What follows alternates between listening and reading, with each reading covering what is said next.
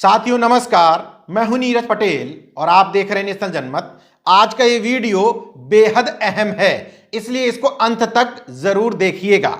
धर्मशास्त्र, वेद पुराण, मनुस्मृति, ब्राह्मणवाद, आरएसएस जैसे तमाम सारे संगठनों को गाली देने से अगर फुर्सत मिल गई हो तो इस बात पर भी चर्चा कर लेनी चाहिए कि देश के तमाम सारे उच्च शिक्षण संस्थानों, विश्वविद्यालयों और तथाकथित उत्कृष्ट संस्थानों, जिनको इंस्टीट्यूट ऑफ एक्सीलेंस भी कहा जाता है, वहां आपके और हमारे घर के यानी कि देश के बहुसंख्यक आबादी के घर के बच्चों की एडमिशन में स्थिति क्या है और वहां फैकल्टी के रूप में आपके और हमारे घर के कितने लोग पहुंच पा रहे हैं। न सिर्फ उनकी संख्या पर चर्चा होनी चाहिए बल्कि उनकी संख्या उतनी कम क्यों है इस पर भी चर्चा होनी चाहिए। इसके बाद इसके समाधान पर भी चर्चा होनी चाहिए। किसान आंदोलन के बीच में यह चर्चा क्यों होनी चाहिए?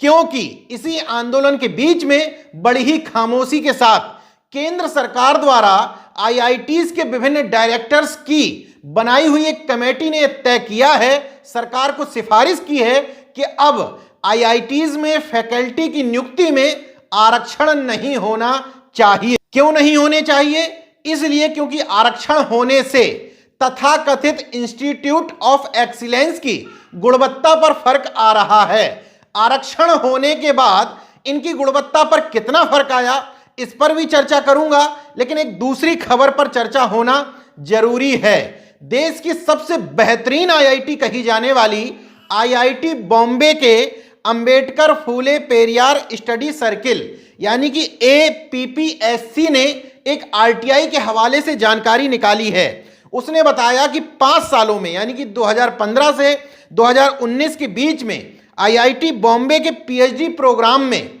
26 विभागों में से 11 विभागों में एक भी एसटी छात्र को एडमिशन नहीं मिला। गौर से सुनते जाइएगा, 2 विभागों में एक भी एससी छात्र को एडमिशन नहीं मिला, 3 विभागों में केवल एक एससी छात्र को एडमिशन मिला, 5 विभाग ऐसे थे जहां 5 से कम ओबीसी छात्रों को दाखला मिला, 1 विभाग ऐसा था जहां एक भी ओबीसी छात्र को दाखला नहीं मिला।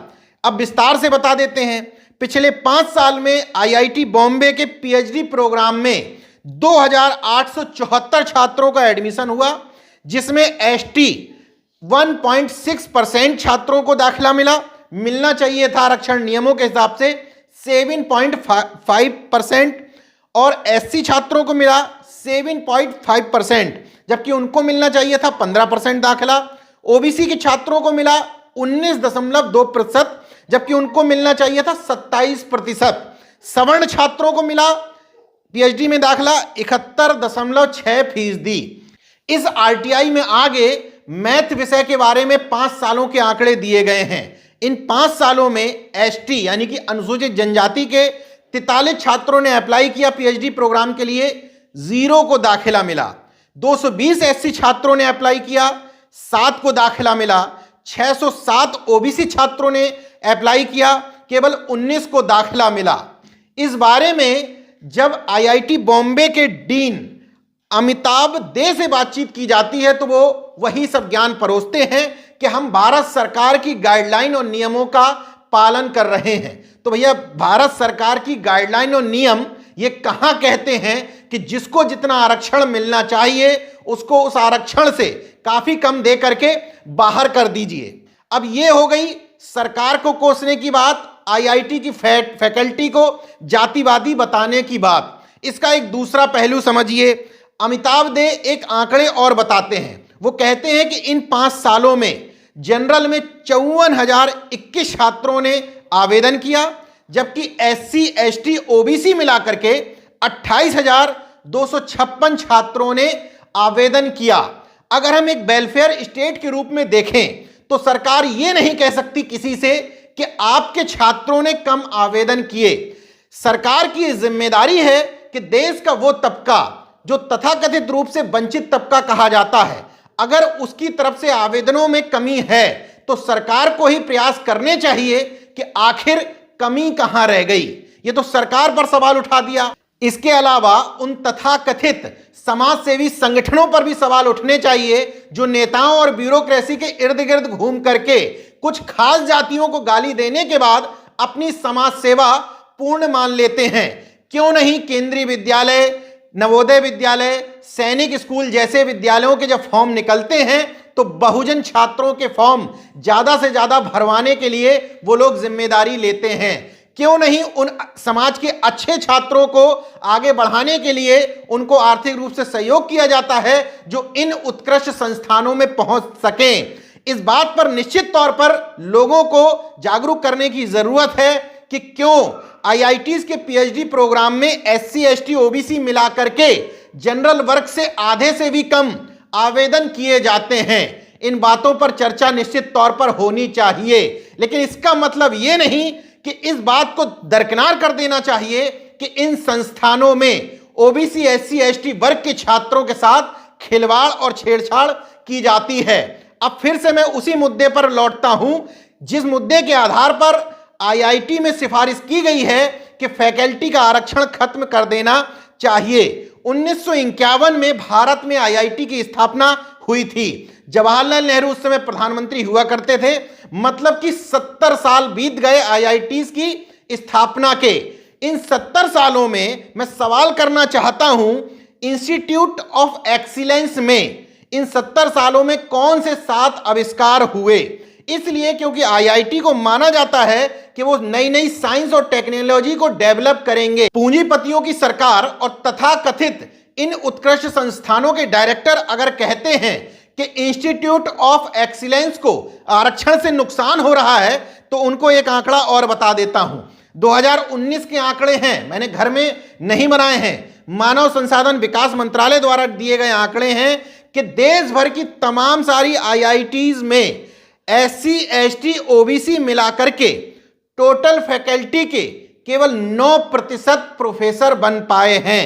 वहीं आईआईएम्स में केवल 6% प्रोफेसर्स ओबीसी, एससी, एसटी तबके से आते हैं। यानी कि देश की बहुसंख्यक आबादी का केवल 9% हिस्सा फैकल्टी के रूप में आईआईटी में है और 6% आईआईएम में है।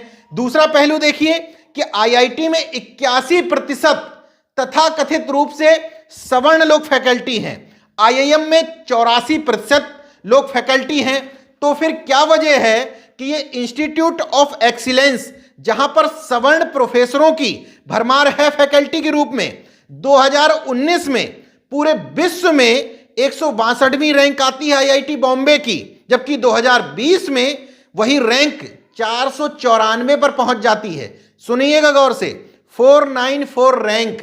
जब आपके तथाकथित उत्कृष्ट लोग फैकल्टी के रूप में पहुंचे हुए हैं, आप ओबीसी, एससी, एसटी वर्ग के लोगों को, छात्रों को एडमिशन नहीं दे रहे हैं, तब स्थिति यह है कि आईआईटी बॉम्बे 494 नंबर पर है।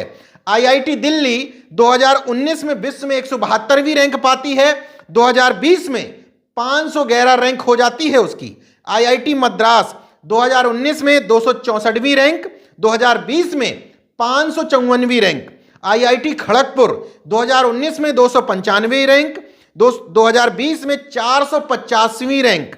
आईआईटी कानपुर 2019 में 283वीं रैंक, 2020 में 681वीं रैंक। मतलब मैंने जो आंकड़े बताए उसके आधार पर स्पष्ट है कि इसका आरक्षण से कोई लेना देना नहीं है, क्योंकि बिना आरक्षण के लोग जब ज्यादातर संख्या में फैकल्टी हैं आपके यहां, तो आपके तथाकथित इंस्टीट्यूट ऑफ एक्सीलेंस की विश्व में यह स्थिति है। इसका मतलब जहां डाइवर्सिटी होती है वो संस्थान ज्यादा तरक्की करते हैं। अमेरिका इसका सबसे बड़ा उदाहरण है। जब सिर्फ गोरे ही गोरे वहां बड़ी पोस्टों पर दिखते थे, उससे ज्यादा अमेरिका ने तरक्की तब की विभिन्न संस्थानों ने, जब वहां गोरे और काले का भेद एक तरीके से खत्म होने लगा और वहां की बहुसंख्यक आबादी गोरों ने कालों को मौका देना शुरू किया।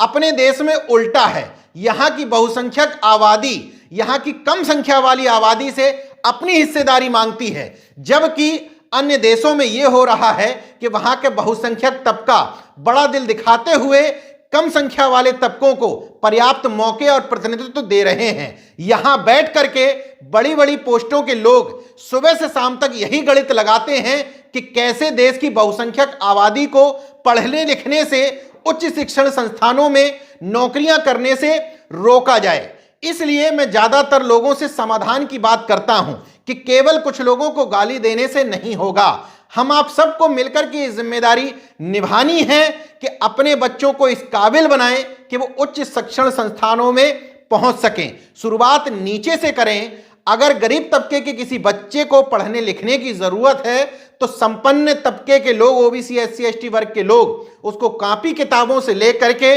जरूरी शिक्षा व्यवस्था उपलब्ध कराएं। जरूरी शिक्षण संस्थानों के फॉर्म के बारे में भी दूरस्थ गांवों में लोगों को जानकारी नहीं होती है।